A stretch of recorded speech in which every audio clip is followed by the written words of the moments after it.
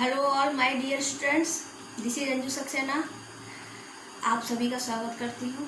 बच्चों, पिछली क्लास में जो हमने पढ़ा था वो पढ़ा था, क्या पढ़ा था? हमने सहस अवस्था को पढ़ा था। सहस अवस्था की हमने विशेषताएं देख ली, उसके उपनाम देख लिए, उसमें शारीरिक विकास देख लिया, ठीक है ना।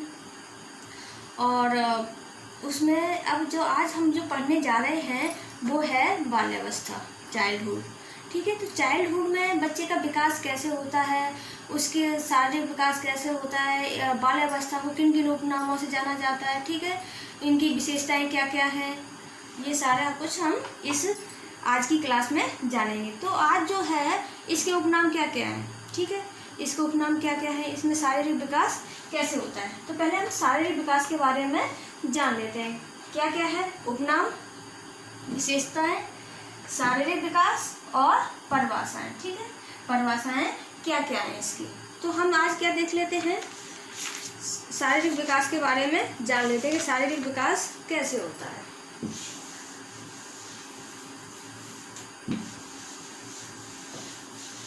ठीक है, तो नंबर 1 पे क्या रखते हैं हम, शारीरिक विकास।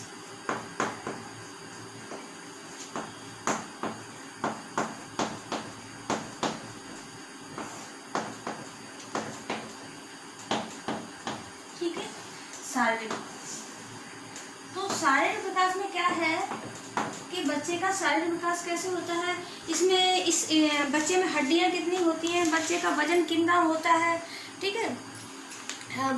चलिए तो अब हम देखते हैं। तो इसमें जो वजन होता है, वजन, ठीक है, तो जो वजन होता है इसमें बच्चे का बाल्यावस्था में, हम बाल्यावस्था की विशेषताएं देख रहे हैं। तो जो बाल्यावस्था में वजन होता है तो लगभग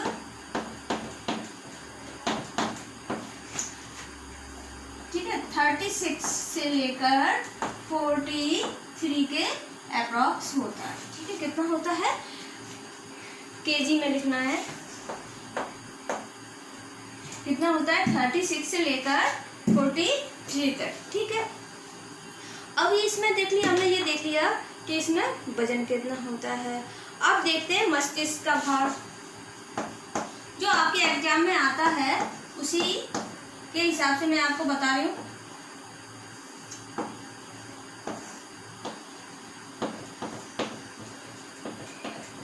ठीक है, मस्तिष्क का भार।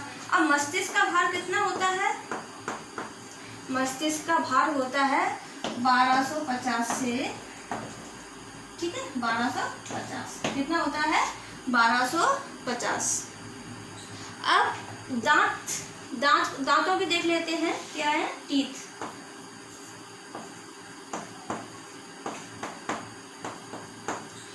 अब यहाँ पे हम दांतों के लिए देखते हैं कि दांत कितने होते हैं बाल्यावस्था में, एक बालक या बालिका के दांत कितने होते हैं, तो 5-6 वर्ष में, ठीक है।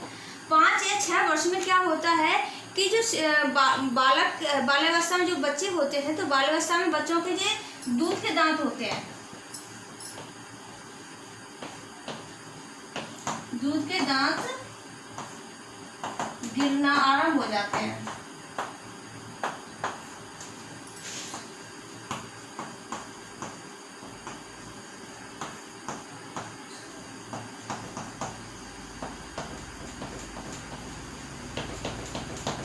ठीक है, बाल्यावस्था में क्या होता है कि 5-6 वर्ष की अवस्था में, 5-6 वर्ष की अवस्था में दूध के जो दांत होते हैं वो गिरना आरंभ हो जाते हैं, ठीक है।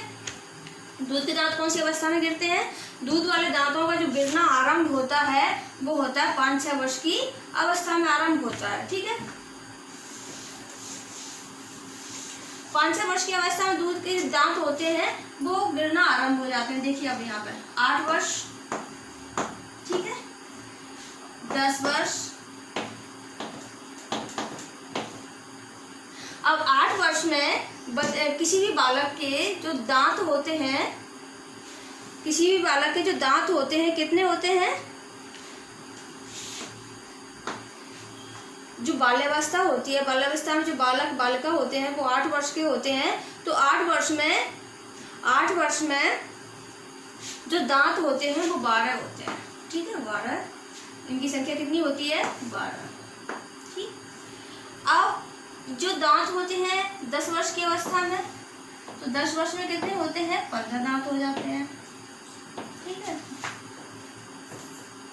और यहाँ पे आ गया 12 वर्ष, 12 वर्ष में कितने दांत होते हैं, 25, ठीक है।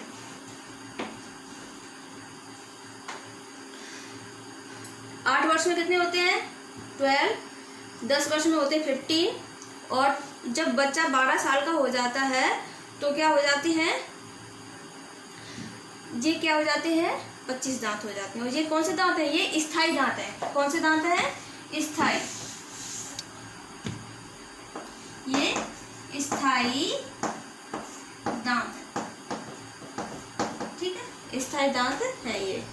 अब यहाँ पर और एक चीज देखते हैं, ठीक है, हार्ट बीट कितनी हो जाती है बाल्यावस्था में। जो बालकों की हार्ट बीट होती है,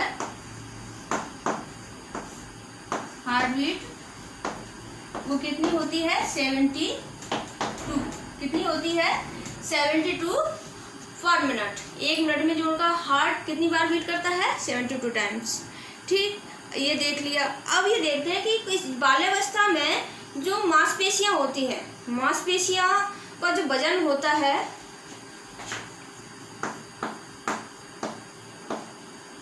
मांसपेशियां,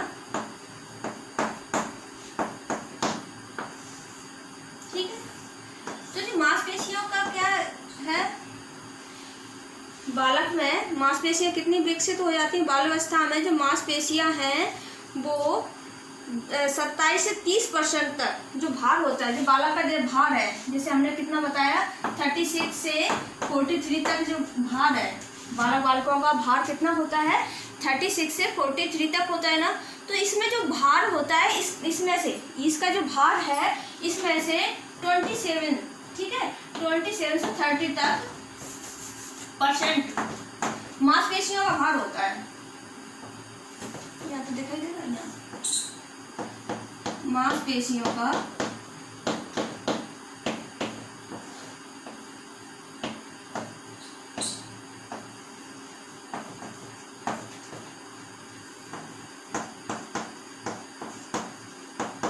तो मांसपेशियों का कितना भार होता है, मांसपेशियों का भार होता है 27 से लेकर 30, ठीक है, 30%। किसी भी बालक, जैसे बालक का भार कितना है, बालक का भार 30 से लेकर 43 तक होता है, 36 43 तक होता है। तो ये भार है, इसमें इसका जो भार है, तो इतना भार इन मांसपेशियों का होता है, इतने % भार, 27 से लेकर 30% तक भार किसका होता है, मांसपेशियों का, ठीक है। हड्डियां कैसी हो जाती हैं, हड्डियां मजबूत हो जाती हैं। हड्डियां कैसी हो जाती हैं, हड्डियां मजबूत हो जाती हैं। हड्डियों का विकास,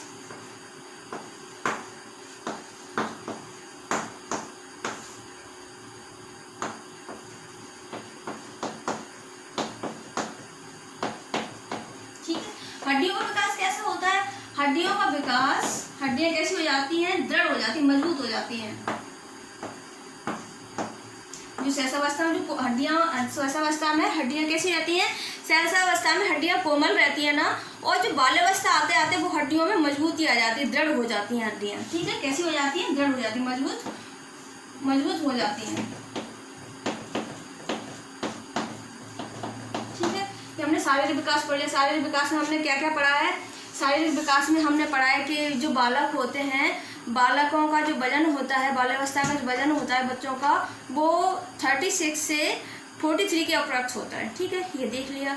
वजन क्या होता है, ये अपने वजन देख लिया। अब देखते हैं लंबाई। लंबाई क्या होती है, बाल्यावस्था में सहसावस्था होती है, जब बच्चा शिशु जन्म लेता है, यदि शिशु जो लड़की है, बच्ची है, तो बच्ची का वजन और उसकी हाइट तुलनात्मक लड़के के कम होती है, ठीक है। जैसे लड़का अगर 18 इंच का है तो लड़की 18 से थोड़ा कम रहेगी, और लड़के का वजन जितना हो, कितना, 3.5 3.5 किलो के आसपास जब बच्चे होते हैं, इनका जो वजन होता है 7 से 8 पाउंड के बीच में होता है। ठीक है, 7 से 8 पाउंड के बीच में होता है। वैसे 7.14 पाउंड वजन होता है। तो जो 7.14 ये अगर लड़के का है तो लड़की का 7.13 होगा, 13 ये लड़की का होगा। लड़का का अगर बच्चे का वजन, लड़का का वजन ये 7.14 पाउंड है तो लड़की का वजन जो होगा वो 7.13 पाउंड होगा। लड़की का जो वजन होता है उसकी जो हाइट होती है लड़कों की तुलना में कम होती है। कब? जब वो जन्म के समय, शैशवावस्था में। बाल्यावस्था आते आते लड़कियों का भार, उनकी लंबाई लड़कों से ज़्यादा हो जाती है। ठीक है, हड्डियाँ मजबूत हो जाती हैं। बालिकाओं का वजन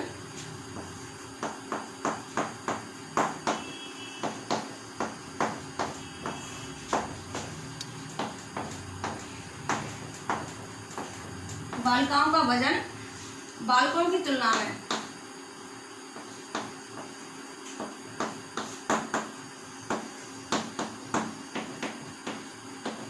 की तुलना में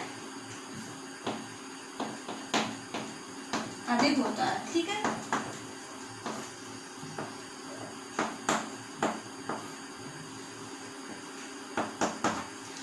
तो यहाँ हमने अपना शारीरिक विकास पढ़ लिया। ठीक है, अब हम इसके देखते हैं उपनाम। किन किन उपनामों से बाल्यावस्था को पुकारा। जैसे बाल्यावस्था को गिरोही अवस्था के नाम से भी जाना जाता है कि आपने देखा होगा छोटे बच्चे समूह में घूमते हैं। ठीक है, गिरोही अवस्था हो गई। और गिरोही अवस्था होने के बाद हो गया मिथ्या परिपक्वता की अवस्था, कि बच्चों को फालतू में भ्रम हो जाता है कि वो परिपक्व हो गए। ठीक है, वो और निर्माणकारी अवस्था के नाम से भी जाना जाता है, क्योंकि इस अवस्था में बच्चे क्या करते हैं, विद्यालय जाना आरंभ कर देते हैं। ठीक है, विद्यालय जाना आरंभ कर देते हैं, अपने फ्यूचर का निर्माण करना यहाँ से तो शुरू होता है, तो अपने फ्यूचर का निर्माण करते हैं, तो इनको निर्माणकारी अवस्था के नाम से भी जाना जाता है। ठीक है, अब हम यहाँ पर देखते हैं बाल्यावस्था के उपनाम। इसके क्या है, बाल्यावस्था है, इसके उपनाम। उपनाम कौन कौन से हैं? नंबर 1 है गिरोही अवस्था। गिरोही अवस्था। ठीक, नंबर 2 है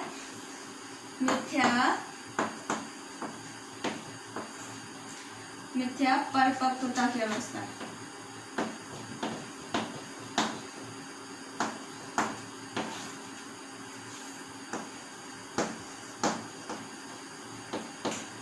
ठीक है, मिथ्या परिपक्वता की अवस्था।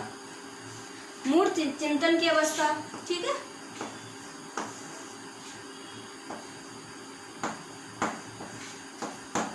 मूर्त चिंतन की अवस्था। मूर्त चिंतन की अवस्था से क्या मतलब, देखिए गिरोही अवस्था से मतलब है कि बालक जब अकेला कहीं नहीं जाता है। बाल्यावस्था में जो ये अवस्था है, बाल्यावस्था चाइल्डहुड में क्या होता है, बच्चा अकेला कहीं नहीं घूमता फिरता। वो क्या करता है, अपने एक उसकी जो गिरोह होता है, उसकी जो टीम होती है, समूह होता है, वो समूह में ही आना जाना शुरू करता है। समूह में ही बच्चा खेलता है, समूह में ही बच्चा घूमता फिरता है। ठीक है, वो समूह में रहता है। मिथ्या परिपक्वता की अवस्था, तो इस अवस्था में क्या होता है कि बच्चे को ऐसे एहसास होने लगता है कि वो परिपक्व हो गया, अब तो उसकी इज्जत होनी चाहिए, और आप बच्चे को आप डांट नहीं सकते। अगर बच्चे को डांट दे बुरा मान जाएगा, वो सोचता है मैं तो बड़ा हो गया ना। काम अपनी माँ से, छोटे छोटे बच्चे होते हैं, अपने माँ से, पापा से, दादी बाबा से कहते हैं कि लाइए हम ये काम कर देते हैं। बहुत स्फूर्ति रहती है उनमें इस समय, इस अवस्था में बहुत एक्टिव रहते हैं और अपने आप को बड़ा बड़ा मानते हैं। घर के बहुत से कामों में अपने पेरेंट्स की हेल्प करते हैं। तो उन बच्चों को कहीं ना कहीं ये भ्रम रहता है कि वो परिपक्व हो गए हैं। ठीक है, इस अवस्था को निर्माणकारी अवस्था के नाम से भी जाना जाता है। ठीक है, इस अवस्था को निर्माणकारी अवस्था। ठीक है, निर्माणकारी अवस्था क्यों कहते हैं? निर्माणकारी अवस्था इसलिए कहते हैं कि इस इस समय बच्चा स्कूल जाना आरंभ करता है ना, स्कूल जाना आरंभ करता है तो क्या होता है, स्कूल जाना आरंभ करता है, विद्यालय जाना आरंभ करता है तो अपनी फ्यूचर का निर्माण शुरू कर देता है ना। भाई पढ़ लिख जाएगा तो उसका फ्यूचर ब्राइट होगा, अच्छा होगा। तो वो क्या होता है कि निर्माण कार्य अवस्था के नाम से जाना जाता है। फिर हो गया इसको विद्यालय जाना शुरू करता है ना, तो इस अवस्था को विद्यालय की अवस्था के नाम से भी जाना जाता है। खेल की अवस्था, खेल की अवस्था, ठीक है। शैशवावस्था को हमने पढ़ा था खिलौनों की अवस्था, ठीक है। खिलौनों की अवस्था किसे पढ़ा था, शैशवावस्था को। और ये कौन सी अवस्था है, खेल की अवस्था। इसमें जरूरी नहीं है कि खेल हो, कोई खिलौना हो तभी हम बच्चा खेलेगा, ये तो ऐसे ही खेलने लगता है। ये कैसा है, ये बच्चा ऐसा होता है कि वो बिना खिलौने के ही खेलता है, ठीक है। तो इसको खेल की अवस्था कहते हैं। कुछ न कुछ वो अपनी मर्जी से खेल बना लेता है। ऐसा कुछ नहीं है कि बच्चा खाली बैठा हो खेले ना, तो बच्चा क्या होता है कि इसमें कुछ न कुछ खेलने लगता है। इसे जीवन का अनोखा काल के नाम से भी जाना जाता है कि क्या, जीवन का अनोखा काल।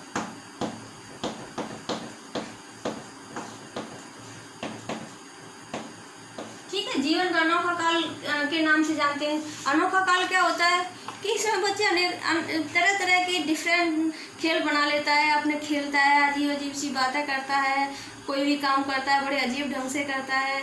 अनोखा, इसको इसीलिए इसे अनोखे काल के नाम से जाना जाता है, ठीक है। ये वैसे ये कहा किसने है कि अनोखा काल, बाल्यावस्था को अनोखा काल किसने कहा है, बाल्यावस्था को अनोखा काल कोल एंड ब्रूस जो हमारे मनोवैज्ञानिक हैं उन्होंने कहा है, ठीक है। नेक्स्ट जो डेफिनेशन है, निर्माण काल की अवस्था होगी हमारी, खेल की अवस्था हो गई और वैचारिक अवस्था।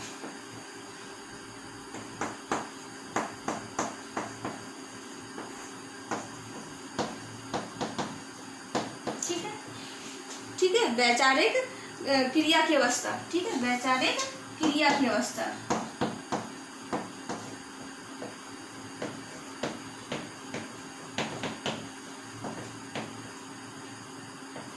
इसमें बच्चा क्या है, सोच विचार कर काम करना शुरू कर देता है, विचार भी करता है, विचार करके काम शुरू कर देता है, ठीक है।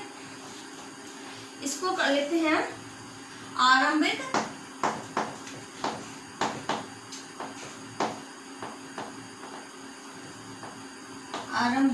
क्या आरंभ करता है इस समय, विद्यालय जाना, विद्यालय की अवस्था।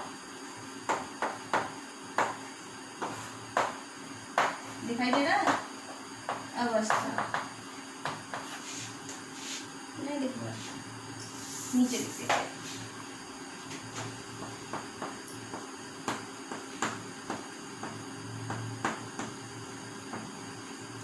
आरंभिक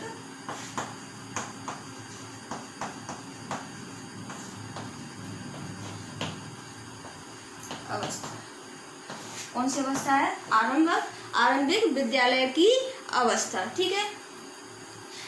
नेक्स्ट क्या है, तार्किक चिंतन की अवस्था। जो शैशवावस्था होती है, शैशवावस्था में बच्चा तार्किक चिंतन नहीं करता है। तार्किक चिंतन कब करता है, ये करता है बाल्यावस्था में, ठीक है। इसलिए उसको अतार्किक चिंतन की अवस्था के नाम से भी जानते हैं। किसे जानते हैं, अतार्किक चिंतन की अवस्था।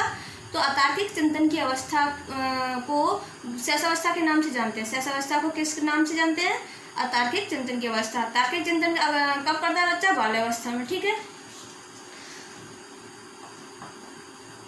तार्किक चिंतन की अवस्था, ठीक है, ठीक है। तार्किक चिंतन की अवस्था हो गई। और तार्किक चिंतन की अवस्था के बाद लिखते हैं हम स्फूर्ति की अवस्था।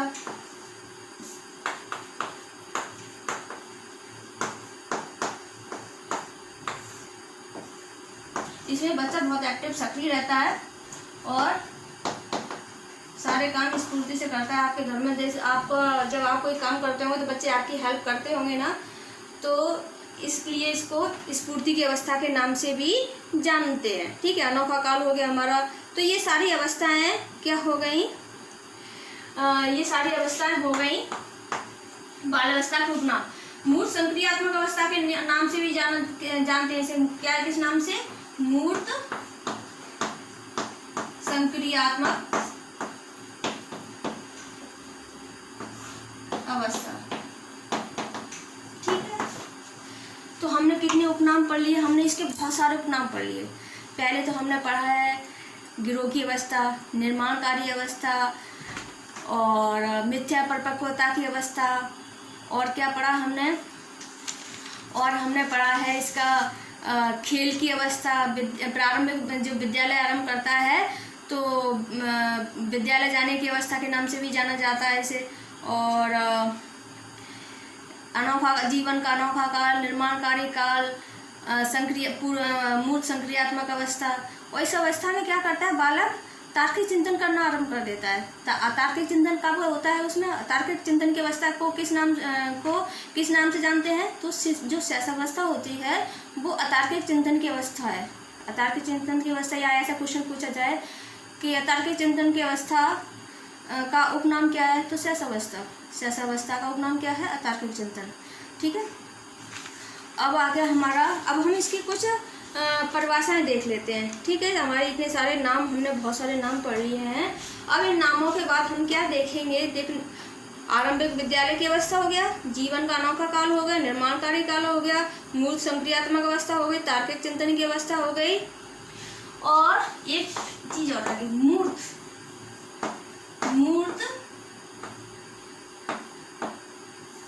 चिंतन की अवस्था।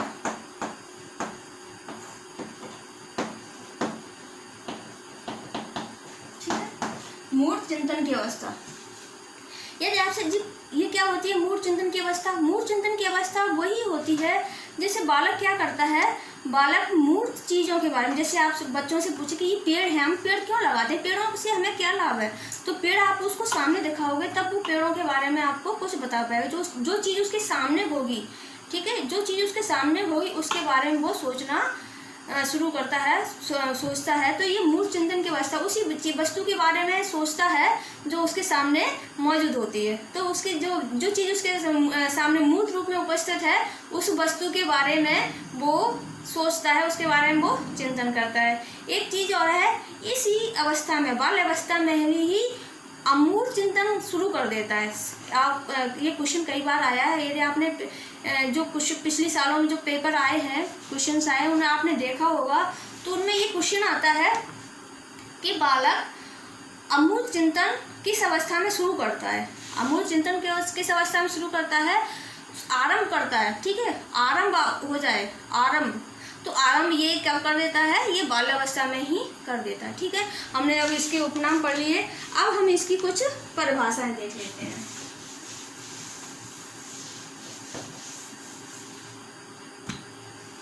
क्या देखते हैं? परिभाषाएं।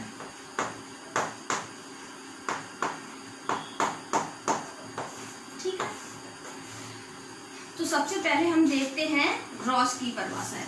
किसकी परिभाषा? रॉस महोदय ने क्या कहा है, जो बाल्यावस्था है, बाल्यावस्था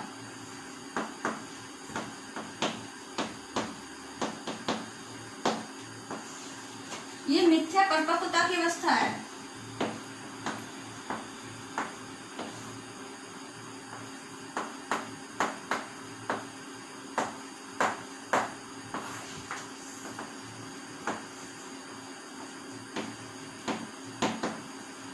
ठीक है, किसने कही है ये बात?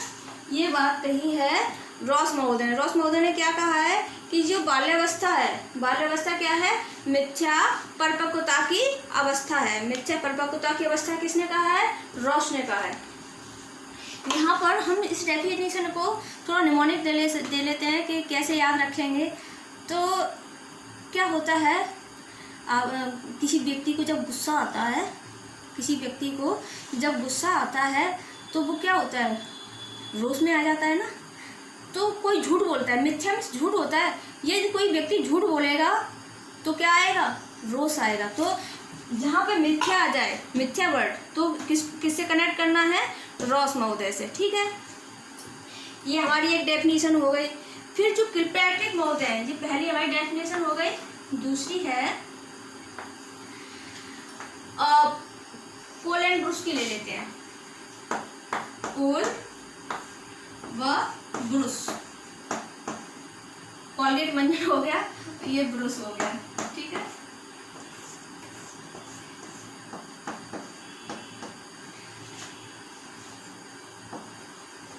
तो पोल एंड ब्रुश ने क्या कहा है? बाल्यावस्था को जीवन का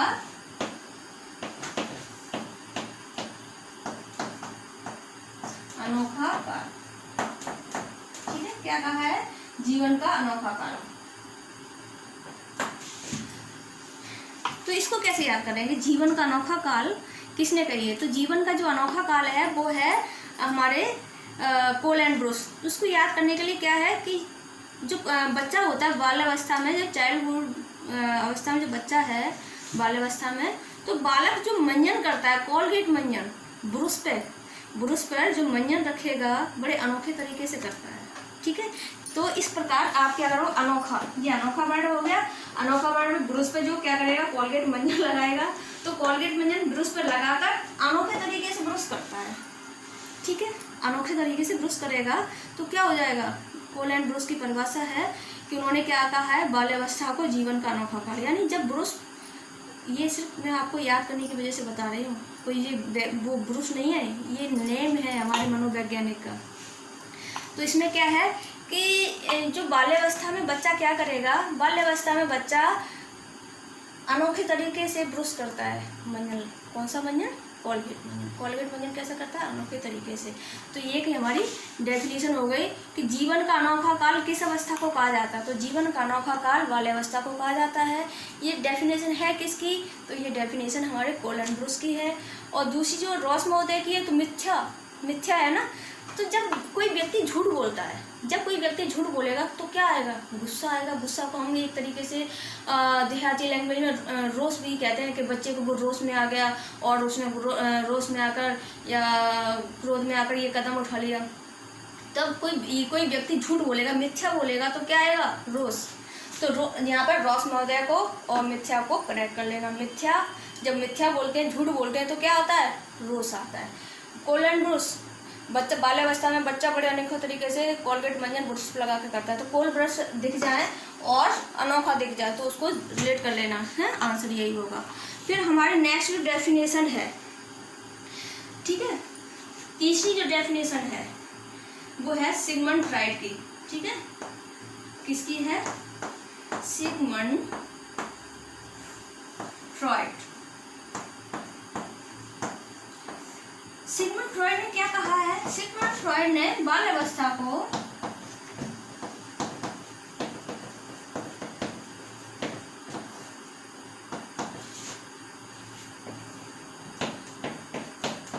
निर्माणकारी अवस्था के नाम से जानते हैं। ठीक है, कौन सी अवस्था? निर्माणकारी।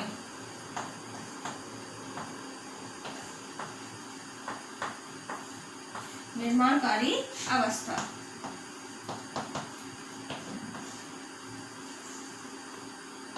ठीक है, बाल्यावस्था को किस नाम से जानते हैं? निर्माणकारी अवस्था।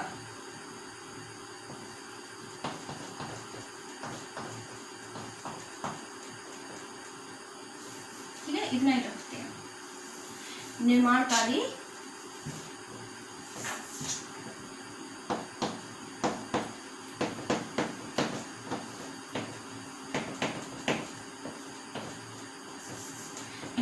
अवस्था। ठीक है,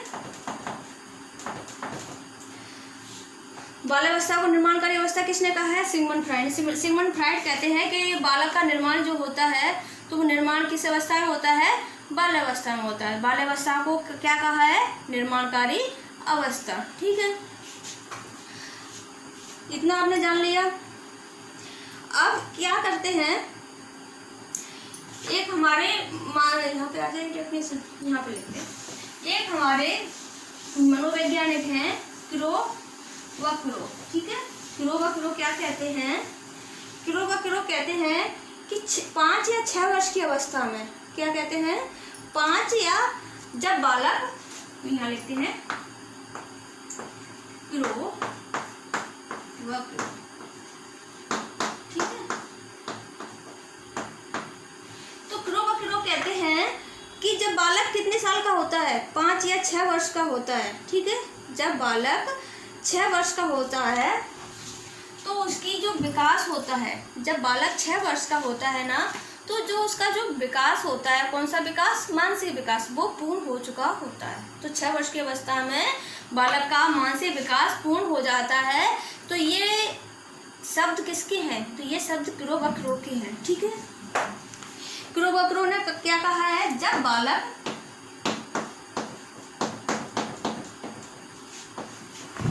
6 वर्ष का हो जाता है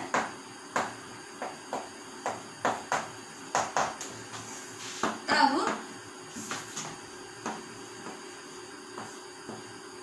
उसका मानसिक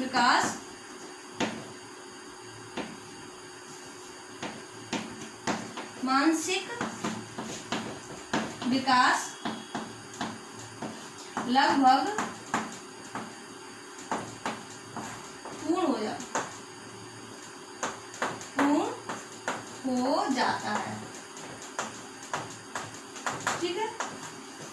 तो ये क्रो वक्रो क्या कह रहे हैं, क्रो वक्रो ये कह रहे हैं कि जब बालक कितने वर्ष का होता है, जब बालक 6 वर्ष का होता है तो उसका जो मानसिक विकास है वो लगभग पूर्ण हो जाता है, ठीक है। इतनी सी बात समझ में आ गई। पहले हमने डेफिनेशन देखी रोष महोदय की, मिथ्या परिपक्वता की अवस्था, जब कोई झूठ बोलता है, मिथ्या बोलता है तो रोष आता है, ठीक है। रोष में गुस्सा होता है। तो जब बालक कोई बालक जब गुस्सा होता है, या कब गुस्सा होता है, जब कोई मिथ्या बोलता है, तो मिथ्या और रोष को कनेक्ट कर देना। फिर आए कोल एंड ब्रुश की परिभाषा। तो कोल एंड ब्रुश ने कहा है बाल्यावस्था को जीवन का अनोखा काल। जब डेफिनेशन आ जाए कि जीवन का अनोखा काल किसके शब्द हैं, बाल्यावस्था जीवन का अनोखा काल है, ये किसके शब्द हैं, तो ये शब्द हैं कोल एंड ब्रुश के। कैसे बताओगे कोल एंड ब्रुश ने ऐसा कहा है, तो कोल एंड ब्रुश ने इसलिए कहा है कि बच्चा बाल्यावस्था में बड़े अनोखे तरीके से कोलगेट मंजन ब्रुश पे लगाकर करता है, ठीक है। अनोखा जब आ जाए तो कोल एंड ब्रुश को उससे रेड कर देना, ठीक है।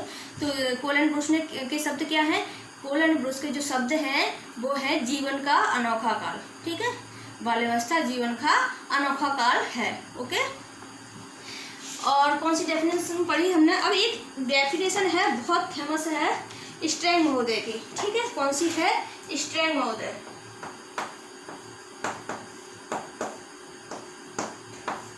ठीक है। अब स्ट्रैंग महोदय ने क्या कहा है, ठीक है। स्ट्रैंग महोदय क्या कह रहे हैं, स्ट्रैंग महोदय कह रहे हैं कि ऐसा शायद ही कोई खेल हो, ऐसा शायद ही कोई खेल हो जो 10 वर्ष के बालक ने न खेला हो, ठीक है। स्ट्रैंग महोदय क्या कह रहे हैं, ऐसा शायद खेल हो जो 10 वर्ष के बालक ने न खेला हो, ठीक है। लिखते हैं कि ऐसा शायद ही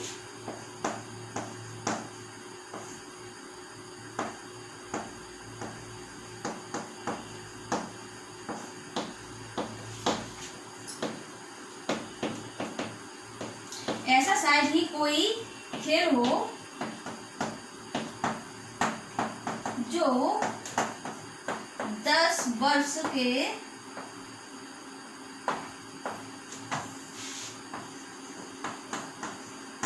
बालक ने न खेला हो, ठीक है। समझ आ गई ये डेफिनेशन। तो स्ट्रैंग महोदय ने क्या कहा है कि ऐसा शायद ही कोई खेल हो जो 10 वर्ष के बालक ना खेलते हो या ना खेला हो, ठीक है। तो हमने बहुत सारी डेफिनेशन देख ली। अब हम थोड़ी विशेषताएं देख लेते हैं, विशेषता कौन कौन सी हैं। ये भी वीडियो लंबा होने जा रहा है। हमने शारीरिक विकास देख लिया, उपनाम देख लिए, परिभाषाएं देख ली। अब हम इसकी विशेषताएं देखेंगे, ठीक है बच्चों। तो इसकी जो विशेषताएं हैं, तो इस एज को हम क्या कहते हैं, इस एज को हम कई नामों से भी जानते हैं। इसकी विशेषताएं बहुत हैं। इसमें क्या क्या विशेषताएं हैं, बाल्यावस्था की हम विशेषताएं देख रहे हैं ना, तो बाल्यावस्था में बच्चा क्या करता है, बच्चे समूह में खेलता है, समूह बनाता है, और समूह का जो नेता होता है, तो समूह का नेता बनने की इच्छा होती है। बालक को क्या होता है कि जो उसका समूह है, दल है, वो दल का नेता बनना चाहता है और उसका नेतृत्व करता है। ठीक है, नेता बनने की इच्छा होती है। इसमें क्या है, चुस्ती रहती है, स्मार्ट होता है बच्चा, मतलब उसमें इस अवस्था में उसे आलस नहीं आता, ना इस अवस्था में उसे भय होता है, निर्भय रहता है। ठीक है, गिरोह की आय, इस अवस्था में वो अपना समूह बनाता है, गिरोह बनाता है, एक दल होता है, वो दल में विचरण करता है, या समूह, इसको ऐसे भी कह सकते, टोली की अवस्था, टोली या समूह की अवस्था, आयु कह लो, आयु। ठीक है, समूह की आयु के नाम से भी हम इसे जानते हैं। अब क्या है, समलिंगीय मित्रता की अवस्था। इसमें जो बालक होता है या बालिका होती है, वो जो मित्रता होती है, जो उनका समूह होता है, जैसे लड़कियों का समूह है, तो लड़की लड़की से दोस्ती करेगी, लड़की की मित्रता किससे होगी, लड़की से होगी। समलिंगीय मित्रता होती है, इसमें बालक बालिका से नहीं करता है मित्रता, इसमें बालक बालक से, और जो लड़कियां होती हैं वो लड़कियों से मित्रता करती हैं। ठीक है, तो इसमें जो मित्रता होती है कैसी होती है, समलिंगीय मित्रता। कौन सी मित्रता होती है, समलिंगीय मित्रता। ठीक है, समलिंगीय मित्रता से अभिप्राय यही है कि जो बालक होता है, बालक बालक के साथ मित्रता करता है, और जो बालिका होती है, बालिका बालिका के साथ, यानी समलिंगीय मित्रता होती है। ठीक है, इसमें जो होती है, इसे गंदी आयु के नाम से भी जानते हैं। क्या, गंदी आयु। अब गंदी आयु क्यों कहते हैं, ठीक है, गंदी आयु, गंदी आयु इसलिए कहते हैं कि इस अवस्था में, गंदी आयु इसलिए कहते हैं कि इस अवस्था में बालक अपने आप को परिपक्व समझने लगता है कि भाई मैं तो परिपक्व हो गया, मैं तो बड़ा हो गया। तो खाना खाता है, जब खाना खाता है तो अपने सारे कपड़े खराब कर लेता है, सारे गंदे कपड़े कर लेता है, अपना काम खुद से करना पसंद करता है, क्योंकि वो परिपक्व हो गया है ना, वो कहता है मैं तो परिपक्व हो गया, मैं तो बड़ा हो गया। उसको ऐसा झूठा आवास होता है, मिथ्या को छदम भी कहते हैं, छदम आवास, छदम या मिथ्या एक चीज़ है, तो उसको धोखा हो जाता है। अब वो उसको ऐसा होता है, इसको वहम हो जाता है कि वो क्या हो गया, परिपक्व हो गया, तो वो अपने सारे काम खुद करना पसंद करता है। जैसे अपना कपड़े खुद से पहनना उसको अच्छा लगता है कि अपने काम खुद से करना उसे पसंद है। यदि वो खाना खाएगा, बच्चा तो छोटा होता है ना, खाना खाता है तो अपने सारे कपड़े गंदे कर लेता है, और भी जो काम करता है तो अपने कपड़े गंदे कर लेता है। इस वजह से इस अवस्था को क्या कहते हैं, गंदी आयु के नाम से जानते हैं। इस अवस्था में क्या, बच्चा जब अपने गिरोह में खेलता है ना, कीचड़ में, जहाँ पानी आनी भरा होता है, तो पानी में छप छप छप छप करना बच्चों को अच्छा लगता है, अपने सारे कपड़े गंदे कर लेते हैं। कीचड़ में खेलना, या कहीं भी जाते हैं ऐसे धूल में खेलते हैं, तो इससे इस अवस्था में क्या होता है, उनके कपड़े जब गंदे हो जाते हैं, इस वजह से इस अवस्था को गंदी अवस्था के नाम से जानते हैं। ठीक है, अब है बिना काम के, बिना काम ए भ्रमण।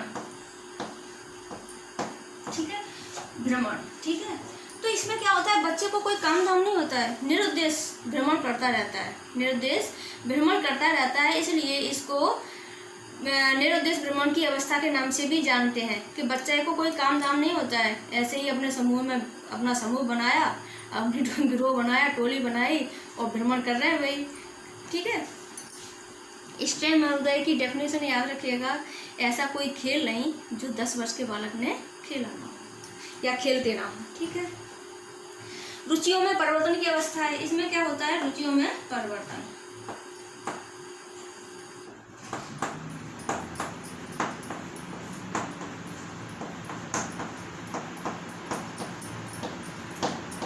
ठीक है, इस अवस्था में रुचियों में परिवर्तन हो जाता है। ठीक है, तो ये बात कही किसने? रुचियों में जो परिवर्तन हो जाता है, ये बात वैसे कोहलर एंड ब्रूस ने ही कही है।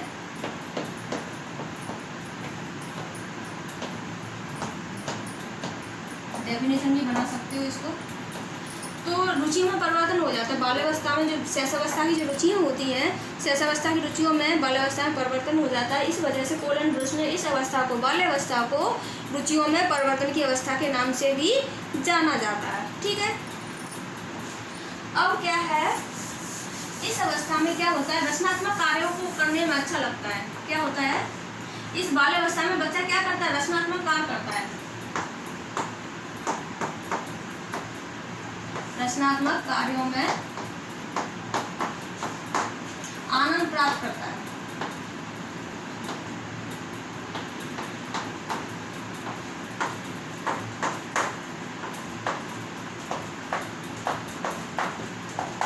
ठीक है, इस अवस्था में क्या होता है, बाल्यावस्था में बच्चे को रचनात्मक कार्य करने में आनंद मिलता है। जैसे ड्राइंग वगैरह, बच्चा क्या करेगा, ड्राइंग बनाएगा, खिलौने बनाएगा, किले वगैरह से बच्चे खिलौने बनाते हैं ना इस अवस्था में। तो बच्चों को रचनात्मक कार्य करते हैं और फिर उन्हें बहुत अच्छा लगता है। पजल जोड़ते हैं, पजल जोड़ना भी बच्चा अच्छा लगता है। जो मार्केट जाते हैं, पजल ले आते हैं, पजल को जोड़ते हैं बढ़िया, और उनको इस चीज़ में आनंद मिलता है। ठीक है, तो हमने और क्या देख लिया, गंदी आदत देख ली, इसको स्मार्ट एज देख लिया। इस अवस्था को सारस अवस्था के नाम से भी जानते हैं। सारस अवस्था किसे कहते हैं, तो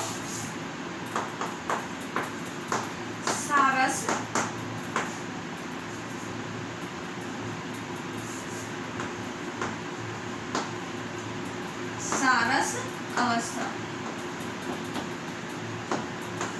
जो उत्तर वाले अवस्था को कहते हैं। ठीक है, उत्तर वाले अवस्था।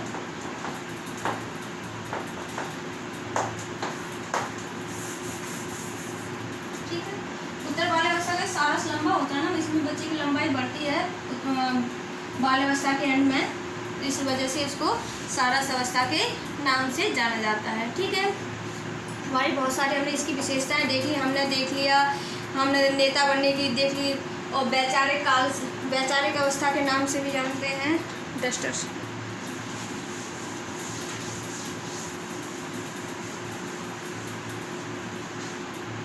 ठीक है, इसमें क्या होता है, जो विकास की गति होती है,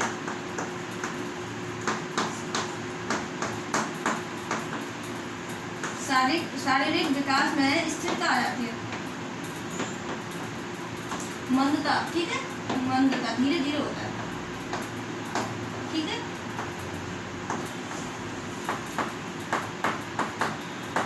ठीक, शारीरिक विकास कैसा हो जाता है, मंद पड़ जाता है। कोई भी विकास होता है तो जो विकास बाल्यावस्था में जो विकास होता है वो कैसा पड़ जाता है, मंद पड़ जाता है। इस अवस्था में बालक क्या करता है, औपचारिक शिक्षा ग्रहण करता है।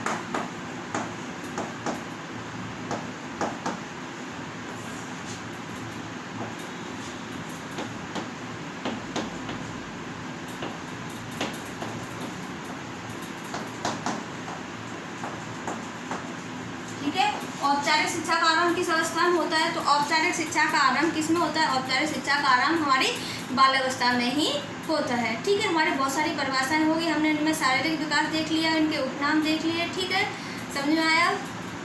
तो और क्या कुछ छूट रहा है, क्या कुछ नहीं छूट रहा है, सारा कुछ बता दिया।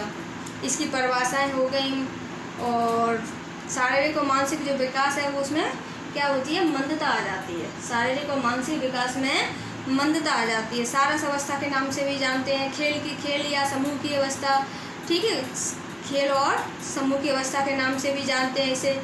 और इसमें जो एक चीज़ और रह गई है, याद आ गया, संग्रह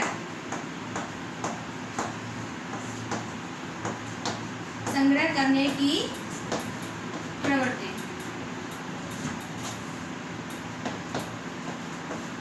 ठीक है, इस अवस्था में क्या होता है कि बालक बेफिजूल की चीज़ों को इकट्ठा करता रहता है। जैसे